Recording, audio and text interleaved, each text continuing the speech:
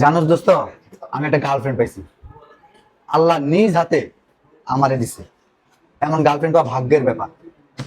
লাখে একটা, যা কই তাই শোনে। দেখ দোস্ত নাসির, গার্লফ্রেন্ড নিয়ে কোনো কথা কবি না।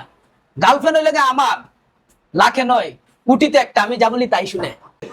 দাদু, গার্লফ্রেন্ড লইয়া মোর সামনে অহংকার করো বসন, যদি মোর গার্লফ্রেন্ডের প্রশংসা শুরু করি ও হারা বছরও শেষ হইবে না।